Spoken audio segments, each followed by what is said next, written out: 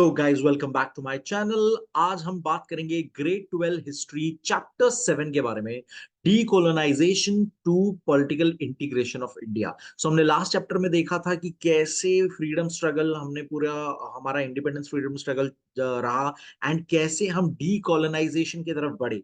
Decolonisation process एक बहुत ही important process था during the independence period. And उसके बाद पॉलिटिकल इंटीग्रेशन का मतलब यहाँ पर है कि हम अलग अलग पार्ट्स में डिवाइडेड थे। प्रिंसली स्टेट्स अलग थे, बहुत सारे अराउंड 600 प्रिंसली स्टेट्स थे हमारे यहाँ पे।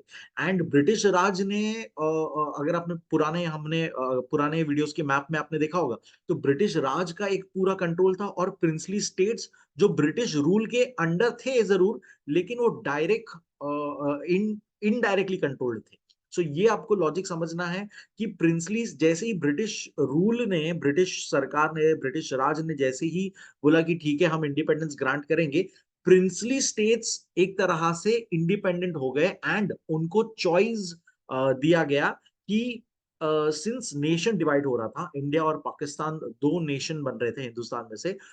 उनको चॉइस दिया गया था प्रिंसली स्टेट्स को कि either you B the part of union of India और आप पाकिस्तान का हिस्सा बन जाए। ये स्ट्रगल एक जो थी वो बहुत इंपॉर्टेंट है, जिसमें सरदार वल्लभ भाई पटेल का बहुत इंपॉर्टेंट हाथ था। That is why he is called the iron man of India. That is why उनका जो स्टैचू बना है उसे स्टैचू ऑफ यूनिटी कहते हैं, क्योंकि उन्होंने पूरा यूनाइट किया था। जो पार्ट्स थे इंटीग्रेटेड, यानी जो पार्ट्स थे इंडिया के पूरे, उसको जोड़ दिया था। तो पॉलिटिकल इंटीग्रेशन ऑफ इंडिया ये भी बहुत जरूरी था कि ओवरऑल इंडिया के सारे सारे मतलब पूरा जितने भी स्टेट्स, जितने भी प्रिंसली स्टेट्स है, सब कुछ एक कॉमन यूनियन ऑफ इंडिया के हिस्सा बने, एक कॉमन नेशन बने। ये बहुत इंपॉर्टेंट एक स्टेप था। तो उसके बारे में बहुत इंपॉर्टेंट डिटेल्स यहाँ पे हम देखेंगे। एंड अगेन बहुत सारे अलग अलग नाम आने वाले हैं freedom fighters and freedom revolutionaries के, जो आपने शायद कभी ना सुने हो। मैंने मोस्टली तो नहीं सुने थे, कुछ ही इंपॉर्टेंट नाम्स मैंने सुने थे। बाकी लोग, बहुत सारे इंपॉर्टेंट और लोग हैं जिनके नाम मैंने नहीं सुने थे। Again the chapter is important in terms of that and very short chapter. Let's quickly complete the chapter. Decolonization is the process of ending the colonial rule and handing over the political and administrative power to local people by the colonialist. तो एकदम simple पहली line में ही बता दिया कि decolonisation क्या होता है। तो जो ब्रिटिश सरकार ने हमारे पे कॉलोनी सेट की थी, ये जो पूरा सिस्टम था उसे कोलोनियलिज्म कहते थे और वो कोलोनिस्ट लोग थे। ठीक है, तो डीकोलोनाइजेशन क्या होता है कि अपना कोलोनियल रूल एंड कर कर एडमिनिस्ट्रेटिव और पॉलिटिकल पावर जिस कंट्री का वो है उसको वापस उनके लोकल पीपल के हाथ में सौंप दो। ये होता है decolonisation. Opposition to colonialism, struggle for independence and the nations under colonisation regaining their independence are the three stages of decolonization process। तो मार्क कर लीजिएगा, डीकोलोनाइजेशन प्रोसेस के तीन स्टेजेस कौन से होते हैं। तो पहला होता है कि पहले तो कोलोनियलिज्म को अपोज करना, तो ये हमने पहले से ही स्टार्ट कर दिया था कि हम लोग कोलोनियलिज्म के अपोज हो चुके थे। फिर हमने सेकेंड स्टेज पे, हमने लास्ट चैप्टर में देखा था, सेकेंड स्टेज पूरा था स्ट्रगल फॉर इंडिपेंडेंस, हमने स्ट्रगल किया इंडिपेंडेंस के लिए। और फाइनल स्टेज था कि जितने भी कोलोनियलिज्म के अंडर पूरा नेशन है उसको इंडिपेंडेंस ग्रांट करना। तो हमें अब इंडिपेंडेंस मिल चुका था और उसके बाद की story. India became independent on 15th August 1947. However, at the time, there existed several princely states in India which were ruled by hereditary rulers under British suzerainty. तो जैसे कि मैंने आपको ऑलरेडी बताया कि हमारे यहाँ पे ब्रिटिश राज तो था ही इंडिया पे कैप्चर, लेकिन बहुत सारे जो प्रिंसली स्टेट्स थे वो इनडायरेक्टली ब्रिटिश के अंडर आते थे।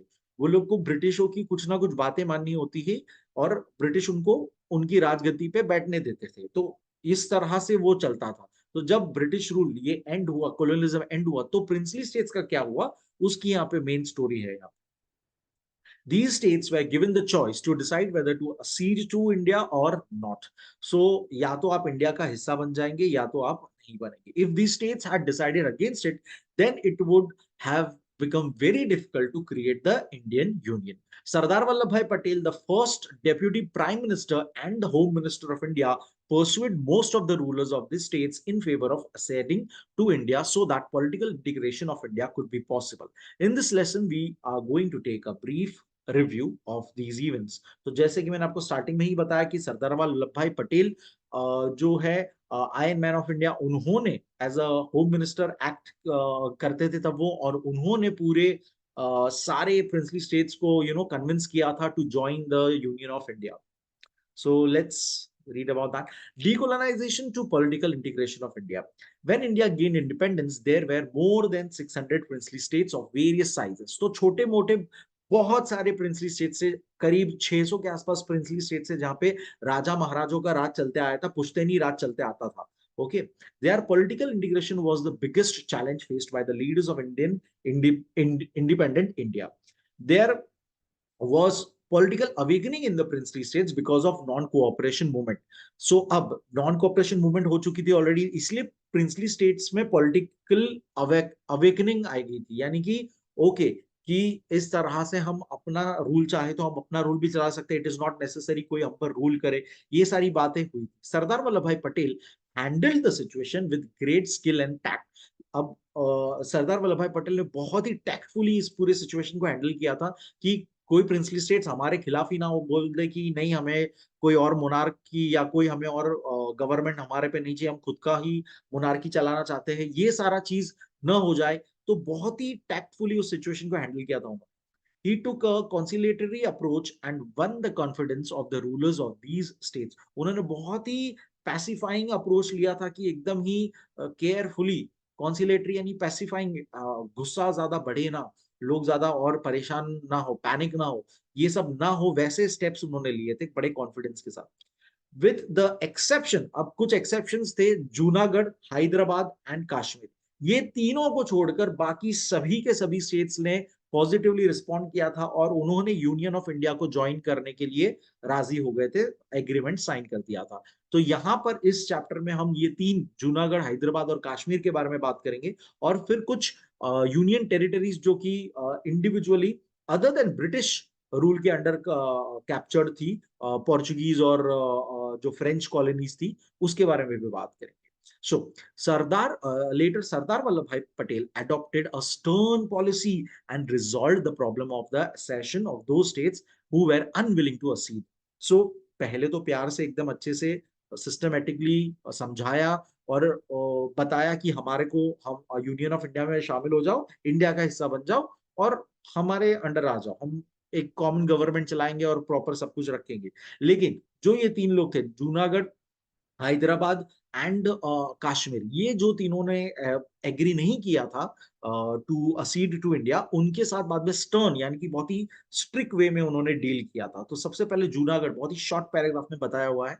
So you already must know that Junagadh Gujarat में एक जगह का नाम होता है। It was a princely state in Saurashtra, तब सौराष्ट्र होता था, जब जिसमें महाराष्ट्र का भी थोड़ा हिस्सा, आज का जो महाराष्ट्र है वो भी थोड़ा सा हिस्सा गुजरात में माना जाता था, उस एरिया को सौराष्ट्र कहा जाता था।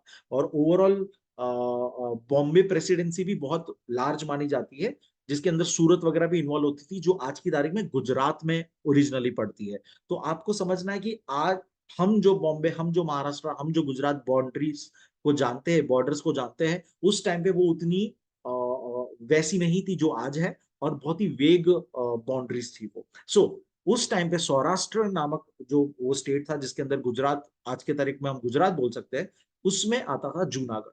The people of this state were ready to accede to India while its nawab wanted to merge in Pakistan. तो अब नवाबों का राज था वहां पर, तो वहां पे जो लोग थे, लोकल लोग थे, वो तो सब की सब राजी थे कि हमारे यहाँ पे हम लोग सारे इंडिया को जुड़ जाए। लेकिन नवाब जो था वहां का, मोहम्मद खान नाम था, मोहम्मद खान द थर्ड नाम था उसका, वो पाकिस्तान में मर्ज होना चाहता। However, common people opposed the Nawab's decision. He escaped to Pakistan in Feb 1948. Junagadh merged in India. So, आजादी के बाद कुछ 5 महीनों की बात है, और 5 महीनों में जूनागढ़ ने, 5 महीनों में ये सारी चीजें हुई कि बाकी प्रिंसली स्टेट्स ने अपना अपना फरमान दे दिया कि okay we will join union of India, और जिसमें जो लोग बाकी रह गए उनके बाद में जूनागढ़ सबसे पहले फेब 1948 में इंडिया, यूनियन ऑफ इंडिया का हिस्सा बन जाता है, जिसमें नवाब फाइनली लोगों को देखकर वहां से घबरा कर भग जाता है, पाकिस्तान भाग जाता है। अ, मुझे ये भी बताना है इसके अंदर कि जूनागढ़ अगर आप मैप में देखोगे तो वो एक कहीं ना कहीं बीच में पड़ता है, डायरेक्टली कनेक्टेड टू पाकिस्तान नहीं है। सो ये एक और रीजन था जो लॉर्ड माउंटबेटन थे, और एक जो मेन इन्होंने एक रूल काइंड ऑफ बनाया था कि जो पाकिस्तान के आसपास के स्टेट्स पड़ते हैं वो लोग ही ज्वाइन होने का डिसीजन एक ले सकते हैं टू ज्वाइन पाकिस्तान नेशन। तो जूनागढ़ तो बॉर्डर वाइज कहीं जुड़ता है ही नहीं, जैसे कि आप मैप में देख सकते हो। दूसरा, वहां की पॉपुलेशन मेजोरिटी को भी देखा जाए तो पॉपुलेशन मेजोरिटी वहां पे हिंदू मेजोरिटी थी, तो कोई सेंस नहीं बन रहा था कि उसको पाकिस्तान का हिस्सा ये किया जाए। तो lord Mountbatten and overall Congress सभी ने उस चीज को अपोज किया था, and that is why people, जैसे लोगों ने उस चीज को फेवर किया कि we want to be the part of India, Indian government ने इस पे स्टेप इन किया, एंड उनका एग्रीमेंट पे ले लिया साइन, एंड नवाब वहां से देखा सिचुएशन कैसी है, वहां से भाग गया वो to Pakistan. Hyderabad freedom struggle. Hyderabad was the largest amongst the princely states in India. So सबसे पहले तो आपको समझना है यहाँ पे, अगेन जब हैदराबाद यहाँ पर मैं बात करता हूँ तो ये आज का जो हैदराबाद बाउंड्री है उससे बहुत बड़ा एरिया रीजन था। सबसे बड़ा प्रिंसली स्टेट में आता था हैदराबाद, जिसमें आज का महाराष्ट्र का कुछ हिस्सा, आंध्र प्रदेश का कुछ हिस्सा, ये पूरा इन्वॉल्व होता था उसके अंदर। सो उसमें एक निजाम का रूल था, निजाम का नाम था मीर ओस्मान अली खान, एंड उसने डिसाइड किया था कि ना मैं पाकिस्तान की तरफ जाना चाहता हूँ, ना मैं इंडिया का हिस्सा बनना चाहता हूँ, मैं खुद का रूल, खुद का एक कंट्री चाहता हूँ। तो ये इसका अलग ही पॉइंट ऑफ व्यू था, तो उसके बारे में थोड़ा सा यहाँ पढ़ेंगे। Hyderabad was the largest amongst the princely states in India. It comprised Telugu, Kannada and Marathi regional sections. तो मैंने आपको अभी बताया कि जो तेलुगु, कन्नड़ा, मराठी, ये अलग अलग रीजनल सेक्शन है आज की तारीख में, अलग अलग स्टेट वाइज हम हो चुके हैं अभी। लेकिन उस टाइम पे वो हैदराबाद रीजन इतना बड़ा कॉन्फेडरेसी था जिसमें ये सारे इंक्लूड हो जाते थे। इट मींस उस टाइम पे हैदराबाद में मराठी स्पीकिंग पीपल भी थे, तेलुगु स्पीकिंग पीपल थे, कन्नड़ा स्पीकिंग पीपल भी थे, ये सारे मिक्स्ड थे पूरे के पूरे। It was ruled by Nizam. He put restrictions on the civil and political rights of his subjects to a great extent. अब इसने बहुत ज्यादा वहां पर अपना कंट्रोल कर दिया था, एंड उसने ऐसा फरमान कर दिया था कि यहाँ पर मेरे मेरे स्टेट में, मेरे प्रिंसली स्टेट में कोई भी और लैंग्वेज नहीं पढ़ाई जाएगी एक्सेप्ट उर्दू। मराठी स्पीकिंग, अगर मराठी लैंग्वेज अगर पढ़ाई जा रही तो वहां पर लोगों को मार दिया जा रहा था, और उनको बच्चे हो या बूढ़े हो उनको मार दिया जा रहा था, एंड ये सारी चीजें वहां पर हो रही थी, एंड बहुत ही ज्यादा सिविल राइट्स का शोषण हो रहा था। To fight against the suppressive policies of Nizam, people of state established various organizations, namely Andhra Parishad in Telangana, Maharashtra Parishad in Marathwada, and Karnataka Parishad in Karnataka. तो इनसे लड़ने के लिए अलग अलग उन्होंने तेलंगाना, मराठवाड़ा और कर्नाटका, ये जो स्टेट्स है उनके अलग खुद की परिषद, असेंबली उन्होंने बना दी थी, और इनसे लड़ने के लिए उन्होंने एक साथ हो गए थे सारे के सारे, जिसके अंदर स्वामी रामानंद तीर्थ lead Hyderabad freedom struggle skillfully with the help of loyal workers of these three organizations. तो ये तीनों ऑर्गेनाइजेशन के जितने भी वर्कर्स थे सारे लोग एक ही लीडर के नेतृत्व में काम कर रहे थे, जिनका नाम था स्वामी रामानंद तीर्थ।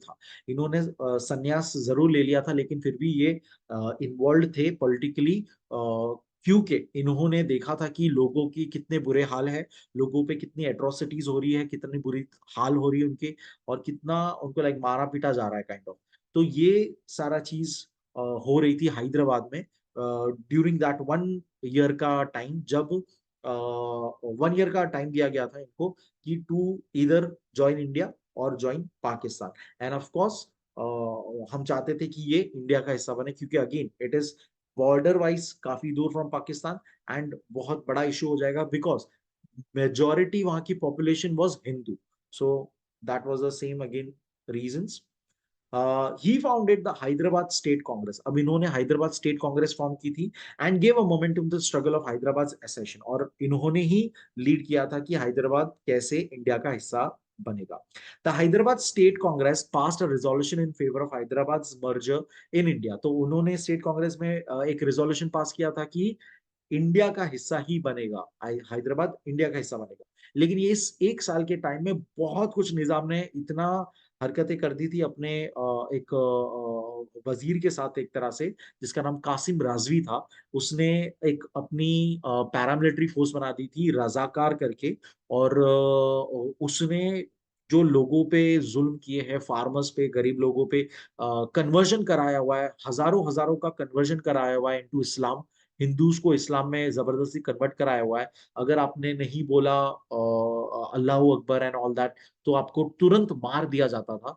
ऐसा सब कासिम राजवी करके, जो उनके राइट हैंड काइंड ऑफ थे मिनिस्टर, उसने ये सारी एट्रोसिटीज की थी। और पैरामिलिट्री फोर्स एक बनाई थी रजाकार करके। रिसेंटली एक मूवी रिलीज हुई है Razakar, the silent genocide of Hyderabad struggle. तो ये आप देखिएगा जरूर, बहुत ही डिटेल में डायरेक्टर ने कोशिश की है कि क्या एग्जैक्टली exactly हैदराबाद की स्ट्रगल हुई थी, एंड कैसे निजाम ने लोगों को परेशान किया था। एंड वो स्ट्रगल आपको देख के पता पड़े उसमें वल्लभ भाई पटेल जी की बातें भी बताई गई है कि कैसे उन्होंने फाइनली एक ऑपरेशन पोलो करके किया था, जिसमें इंडियन आर्मी लास्ट में आ जाती है और चारों तरफ से घेर लेती है, रजाकार्स वालों को हरा देती है। एंड 5 दिन तक ये उनका वो वॉर काइंड ऑफ चलता है, बैटल चलता है। और फाइनली हैदराबाद निजाम सरेंडर करता है, और हैदराबाद इंडिया का हिस्सा बन जाता है। So that's again a story. It was oppose by Nizam for the fear of losing his hold. तो निजाम तो खुद का ही चाहता था कि मैं अकेला खुद का नेशन चाहता हूं, जैसे पाकिस्तान एक खुद का एक नेशन, वैसे ही was willing to join Pakistan. एक तरफ वो उसने देखा कि खुद का तो नहीं मिलेगा, तो वो पाकिस्तान को भी जुड़ने रेडी हो गया था। The people were in favour of India while the ruler was in favour of Pakistan. Qasim Razvi, अभी मैंने जिसकी अभी बात की, who could exercise considerable influence over Nizam, founded an organisation called Razakar. तो ये आपको मैंने अभी बताया, रजाकार करके उसने एक ऑर्गेनाइजेशन बनाई थी, बहुत ही बुरी, क्रूअल और इविल और ऑर्गेनाइजेशन थी, जिसने लोगों को दिन दहाड़े मारा हुआ है। Qasim Razvi and his organization practiced many atrocities against the people who were fighting for democracy. Nizam was adamant on his policies. He was adverse to any negotiation and closed all channels of mediation.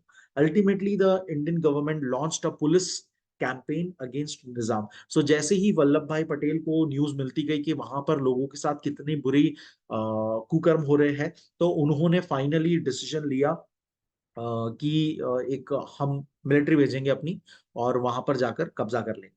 जिसमें originally Jawaharlal Nehru थोड़े से oppose थे कि हमें directly ये नहीं करना चाहिए जब तक, क्योंकि 1 साल का टाइम दिया गया था उनको, राइट। सो वो 1 साल नहीं पूरा हुआ था। So we should not do that, वरना यूनाइटेड नेशंस हम पे इंटरनेशनली कुछ हम पर केस कर देगा कि आपने रूल्स को फॉलो नहीं किया and all that stuff.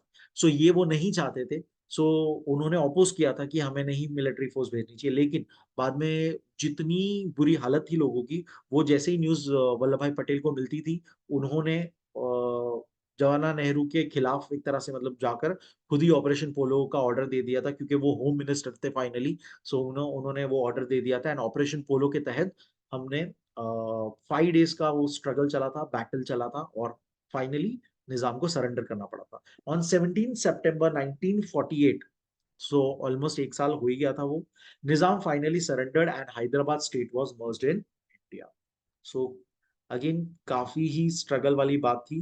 Do you know में हमें बताया कि मराठावाड़ा जो एक्चुअल में महाराष्ट्र का पार्ट है अभी, लेकिन वो तब हैदराबाद प्रिंसली स्टेट में आता था। तो कैसे वो फ्रीडम स्ट्रगल में इन्वॉल्व था, एंड बहुत ही इंपॉर्टेंट यहाँ पे सारे फ्रीडम फाइटर्स एंड रिवोल्यूशनरीज के नाम दिए गए हैं, जरूर से पढ़िए। The last was the Kashmir issue, जो आज तक चले जा रहा है वो, द कश्मीर इशू। तो पाकिस्तान जब बन रहा था, नेशन डिवाइड हो रहा था, तब उनको कश्मीर भी ऑफ कोर्स वो हिस्सा चाहिए था अपने अंदर, पंजाब पूरा उनको चाहिए था। क्योंकि अगर आपको पता होगा तो पंजाब आधा हमारे यहाँ पे, आधा पंजाब पाकिस्तान में भी है। तो वो उतना पार्ट पूरा चाहते थे जिसमें कश्मीर भी चाहते थे। तो ये चीज हो रही थी, और तभी उन्होंने वहां पर जो रूलिंग किंग था हरी सिंह, उसको वो बोल दिया था कि हमारे तरफ आओ, लेकिन उसको तो ना इंडिया की तरफ जाना था अगेन, ना पाकिस्तान की तरफ जाना था। और पाकिस्तान ने वहां सर अपनी मिलिट्री फोर्सेस अंदर एंट्री करा दी थी कश्मीर में, और वहां पर कब्जा करना स्टार्ट कर दिया था। और इंडिया ने तुरंत उस चीज पे एक्शन लेते हुए अपनी मिलिट्री वहां पर वापस भेज दी थी। तो ये तभी फेस टू फेस एक आ चुके थे, और वहां पर ये पावर स्ट्रगल स्टार्ट हो चुकी थी कश्मीर का। Hari Singh, the ruling king of state of Kashmir, had decided neither to join India nor Pakistan. ना उसको इंडिया का हिस्सा बनना था, ना पाकिस्तान का हिस्सा बनना था after India's independence. However, Pakistan had plans to annex Kashmir to its territory. तो पाकिस्तान का ऑलरेडी प्लान था कि वो कश्मीर को कब्जा कर लेगा, अपना हिस्सा बना देगा। Therefore, Pakistan began to pressurize King Hari Singh. On 22nd October 1947, armed bands of intruders attacked Kashmir from Pakistan border. तो वहां से अटैक स्टार्ट हो गया था। King Hari Singh, who wanted to maintain independent status, asked India for help. और अब king Hari Singh के यहाँ पे अटैक चालू हो गए, तो उसने इंडिया के पास मदद मांगी कि आप लोग हमारी मदद करें। On 27th October 1947, he consented to merge Kashmir in India and officially submitted the agreement, जिसे इंस्ट्रूमेंट ऑफ एसेशन भी कहा जाता है, to the government of India. तो उसने ऑफिशियली एग्रीमेंट दे दिया कि भाई ठीक है, हम लोग इंडिया का हिस्सा बनेंगे, आप लोग हमारी मदद करें, यहाँ पर हमारे यहाँ पे हमले हो रहे हैं और लोग मर रहे हैं। The Indian army was sent for Kashmir's protection. It captured a significant portion of Kashmir's territory that was acquired by the armed intruders from Pakistani border. However, they managed to keep their hold on some portion. So again, हमने तुरंत army तो भेजी, लेकिन कुछ हिस्सा जितना उन्होंने capture किया था, कुछ हिस्से पे तो उनका कब्जा रहा ही लास्ट तक। इन 1948 India presented the Kashmir issue in United states. तो अब सिंस ये ऐसा हो गया था कि अब एक तरह से देखा जाए तो, जो एक तरह से हमने लीगली एक्वायर किया, क्योंकि इंस्ट्रूमेंट ऑफ असेशन साइन हुआ था, तो एक तरह से हमने लीगली एक्वायर किया चीज है, उस पे अगर किसी और कंट्री ने किया हुआ है कब्जा, तो वो वॉर में कन्वर्ट हो ना जाए और प्रॉब्लम्स ना क्रिएट हो इंटरनेशनल लेवल पे। क्योंकि अब यूनाइटेड नेशंस फॉर्म हो चुकी थी after the two world wars. That is why Jawaharlal Nehru ने सोचा कि मैं यूनाइटेड नेशंस को दरखास्त लगाता हूँ। इसके अंदर अब इसमें मेंशन नहीं है कहीं पे, but since I research and I know it's, I am gonna share it with you. Again यहाँ पर वल्लभ भाई पटेल अपोज थे कि हमें यूनाइटेड नेशंस को इन्वॉल्व नहीं करना चाहिए, क्योंकि ये हमारे दो कंट्री के बीच की बात है, हमें इंटरनेशनली इसको इशू नहीं बनाना चाहिए। तो ये अगेन एक दोनों के ऑपोजिंग व्यूज थे, और वहां पर जवाहरलाल नेहरू ने ऑलरेडी बता दिया था, एंड अपना डिसीजन ले लिया था कि हम यूनाइटेड नेशंस की हेल्प करेंगे, और को हेल्प के लिए जाएंगे। तो वो तब से इशू का इशू रह गया। India presented the Kashmir issue in United Nations. Thus, Kashmir issue became an international issue. Even the United Nations could not persuade Pakistan to withdraw their troops from the territory of Kashmir occupied by them. तो वो भी इसमें fail रही कि PoK जो है, Pakistan occupied Kashmir, PoK जो area होता है आज की तारीख में, वो हो गया था, और वो आज भी है। However, then the National Conference Party, अब वहां की political party National Conference party decided on plebiscite to solve the issue and accede Kashmir to India. So plebiscite क्या होता है? प्लेबिसाइट यानी कि एक डायरेक्ट वोटिंग, जिसमें हम फेवर कर रहे हैं, कुछ वोट कर रहे हैं, या तो ये करना या तो नहीं करना। तो उस वोटिंग में कश्मीर को इंडिया का हिस्सा बनाने का वोटिंग हुआ था by the national Conference party, जो वहां की local party. The Constitution of Jammu and Kashmir was drafted, and since then Jammu Kashmir has been an integral part of Republic of India. तो वहां पे उन्होंने ये आफ्टर अ वोटिंग ये decide किया कि हम पूरी तरह से इंडिया का हिस्सा बनना चाहते हैं, and Jammu Kashmir constitution draft हुआ था।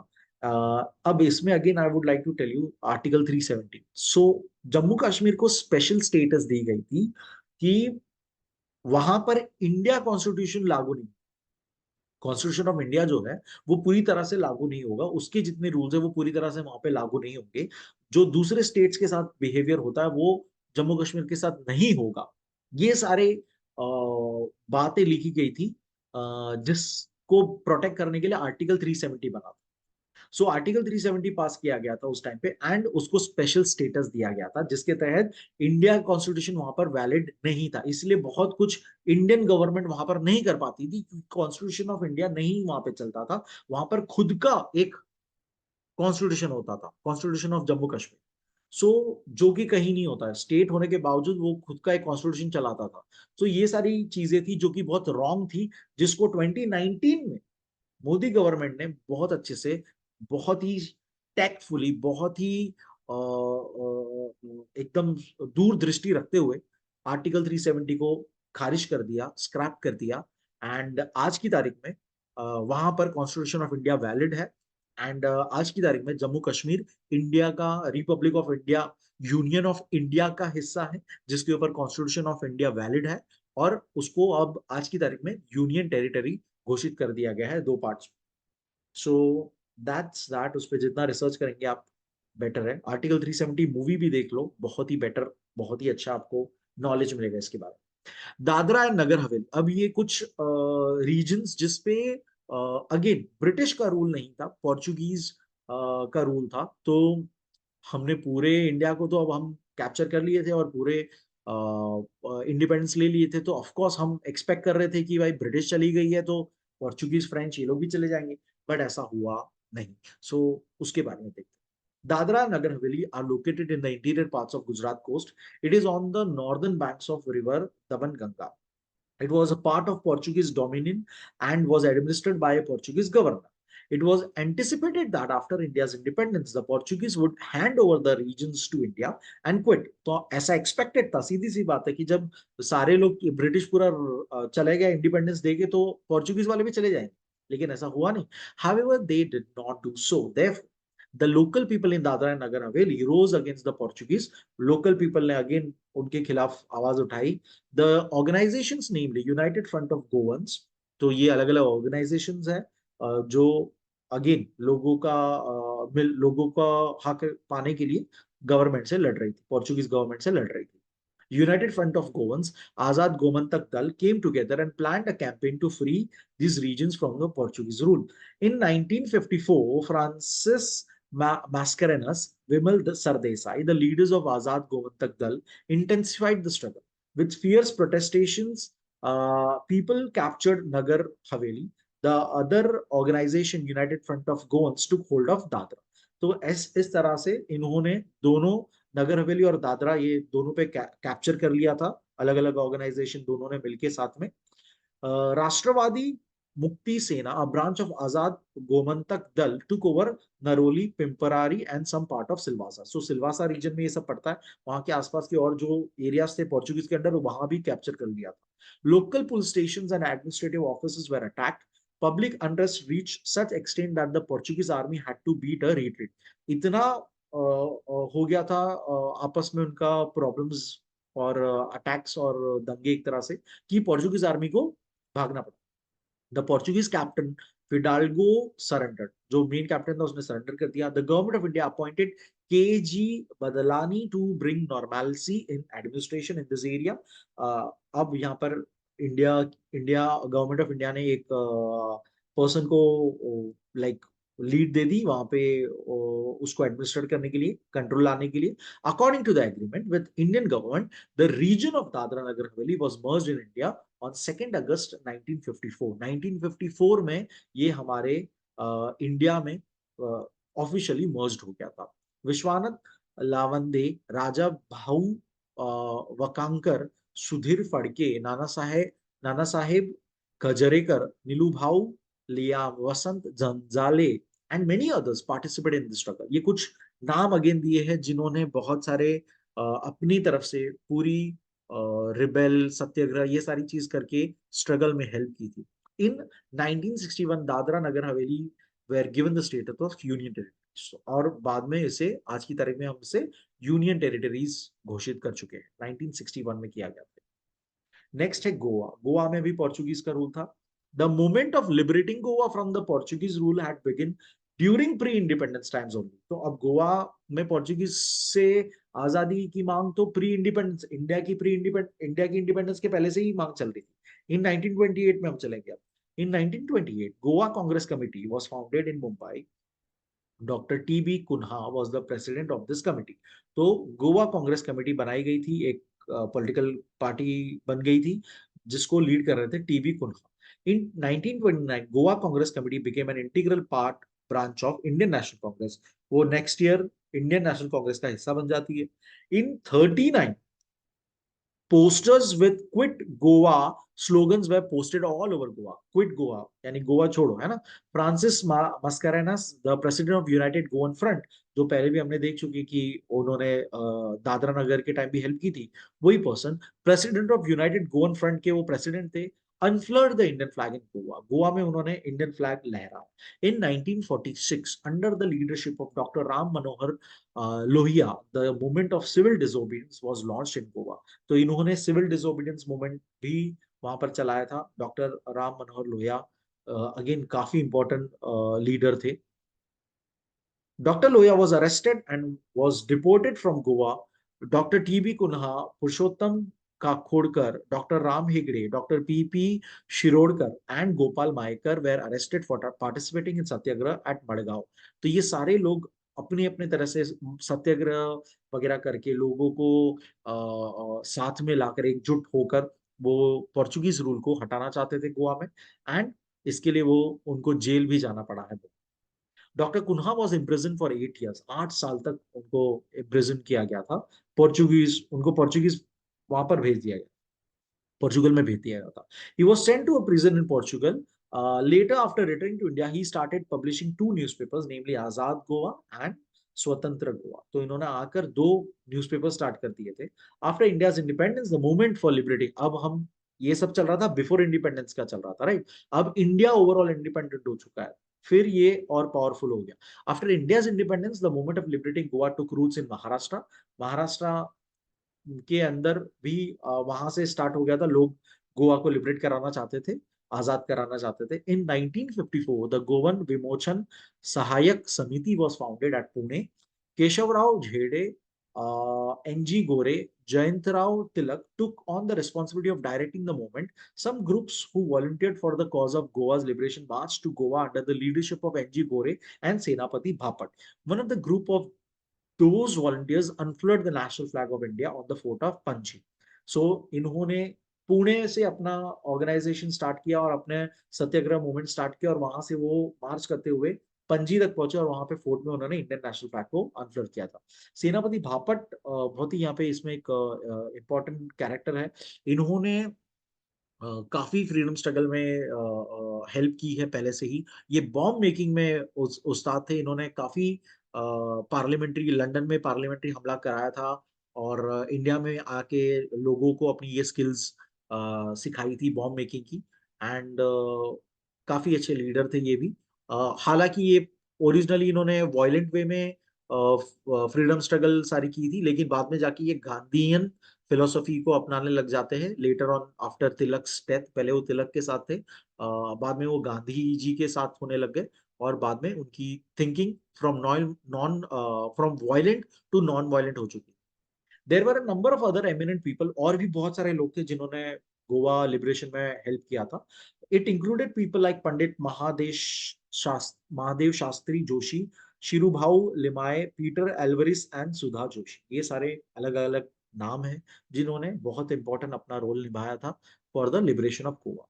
The contribution of Mohan Ranade in this struggle is very significant. अब एक कैरेक्टर है मोहन रानडे, जिनका ओरिजिनल नेम एक्चुअली है मनोहर आपटे। इन्होंने नाम बदलकर बार बार गोवा में इलीगली एंटर किया हुआ है, महाराष्ट्र में एंटर किया हुआ है, और आर्म्स रिवॉल्यूशन किया हुआ है, सत्याग्रह किया हुआ है, ये सारी चीजें उन्होंने की थी। तो इनका रियल नेम है मनोहर आपटे, बट इन्होंने मोहन रानाडे के नाम से गोवा में इलीगली एंटर किया था, एंड इसलिए यहाँ पे नाम है मोहन रानाडे।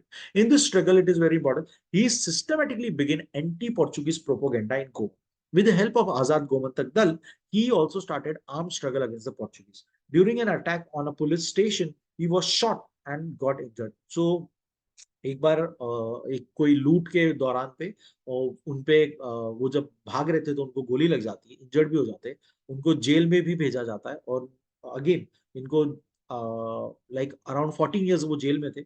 आजादी मिल भी चुकी थी गोवा को और इंडिया को भी, लेकिन 7 साल एक्स्ट्रा चले गए थे, उनको रिटर्न यहाँ पर ला। He was shot and got injured. Portuguese government kept him in jail till 1972. Acharya P.K. Atri used the daily newspaper Maratha published by him as a platform for supporting the movement. अब एक और person थे आचार्य P के आत्रे, ये अलग है, मनोहर आप्टे अलग है। तो एक अलग से, सिर्फ एक लाइन में अलग से बताया हुआ है कि आचार्य पी के आत्रे करके एक पर्सन थे जिन्होंने अपने तरफ से अगेन फ्रीडम स्ट्रगल में अपना योगदान दिया था, और मराठा न्यूज़पेपर करके एक डेली निकलती थी, उसमें वो अपना व्यूज देते थे। The strong public sentiments in the matter of Goa's liberation moved Pandit Jawaharlal Nehru to act on it. A mission was planned under the code name Operation Vijay. So again, जैसे कि हैदराबाद में finally operation पोलो जिस तरह से Indian army को भेजा था, वैसे ही यहाँ पर भी ऑपरेशन विजय करके इंडियन आर्मी आती है और फिर फाइनली देखती है कि कितना स्ट्रगल चल रहा है, और गोवा को लिबरेट करने के लिए जवाहरलाल नेहरू आर्मी भेजते। Indian army descended in Goa to accomplish the mission. The army was helped by local civilians as well, क्योंकि लोकल्स तो चाहते ही थे कि पोर्चुगीज रूल चला जाए, राइट। सो उन्होंने भी सपोर्ट किया। They showed army the places where the Portuguese had planted land mines, तो वहां पर उन्होंने बताया कि कहां पर लैंड माइन्स है। The Portuguese surrendered within 48 hours, 48 hours के अंदर उन्होंने सरेंडर कर दी थी। On 19 December 1961, Goa became a part of Indian Republic. The foreign rule of 450 years came to an end. This is more than British rule actually, क्योंकि Portuguese पहले आ चुकी थी इंडिया में, गोवा में, और गोवा में बहुत पहले से पोर्चुगीज रूल चलते आया है, right. So that is why the period is 450 years. Pondicherry, when India got its independence, Pondicherry was still a French colony. There prevailed a general notion among Indians that departure of the British from India would send a signal to Portuguese and the French to leave India on their own. तो ये again वैसी ही बात हो गई कि हमने फिर से ऊपर जैसे सोचा था कि गोवा से भी पोर्चुगीज अपने आप चले जाएंगे, लेकिन ऐसा हुआ नहीं। फ्रेंच भी यहाँ से खुद से गई नहीं, उन्हें भगाना पड़ा। French to live India on their own. However, it was not to be so. The dispersed regions including Pondicherry, Karaikal, Mahe, Yanam and also Chandranagar, ये कुछ regions थे आसपास in West Bengal, were ruled by French. The French government was unwilling to surrender these regions. तो ये इसको वो लोग surrender करने को ready नहीं थे. People at Pondicherry got united under the leadership of V. Subbiah, a communist politician and a trade unionist. तो यहाँ पर लीडर थे वी सुभैया करके, इन्होंने लोगों को एक साथ जुट लाया और स्ट्रगल, फ्रीडम स्ट्रगल की। Taking a serious note of the happenings in Pondicherry, the government of India strongly demanded that the French government return the Indian regions held by them. तो गवर्नमेंट ऑफ इंडिया ने देखा क्या हो रहा है, तो उन्होंने तुरंत ही फ्रेंच गवर्नमेंट को एक भेज दिया स्ट्रॉन्ग नोटिस कि तुरंत तुम लोग यहाँ से चले जाओ, तुम जितने भी रीजन्स हमारे हैं हमें दे जाओ और चले जाओ। In June 1948, a bilateral agreement was signed between both the governments. Thus, it became possible to resolve the Pondicherry issue by way of negotiation, public movements, and governmental action. तो फ्रेंच वालों ने कोई खास लड़ाई नहीं की थी हमसे डायरेक्ट। 1948 तक उन्होंने एक एग्रीमेंट साइन किया जिसमें दोनों ने एग्री किया कि ओके हम लोग इस तरह से नेगोशिएशन करके उन्होंने बात बेसिकली सुलझा दी। In 1949 to 50, after a positive public poll, एक पब्लिक पोल हुआ था again, Chandranagar was merged in the Indian Republic. Later on 13th October 1954, by a bilateral agreement between Indian government and French government, the minutes of the merger process was drafted. The vote in the legislative assembly and in the municipal corporation was in the support of accession. यानी India से जुड़ने के लिए agree थे सबके सब, पूरे votes मिल चुके थे लेजिस्लेटिव असेंबली में भी, म्युनिसिपल कॉर्पोरेशन में भी। On 1st November 1954, all French colonies in India were merged in India. In 1962, the French Parliament approved the bilateral agreement. अब 1954 में सारी फ्रेंच कॉलोनीज इंडिया का हिस्सा तो बन चुकी थी, लेकिन ऑफिशियली फ्रेंच पार्लियामेंट में 1962 में इस बात को माना गया था कि ओके एग्री करते हैं इस चीज को। The French Parliament approved the bilateral agreement, and in 1963, Pondicherry was declared to be the Union territory. Under the leadership of Pandit Jawaharlal Nehru, Sardar Vallabhbhai Patel, the princely states in India were acceded to India and became integral part of the Indian Republic.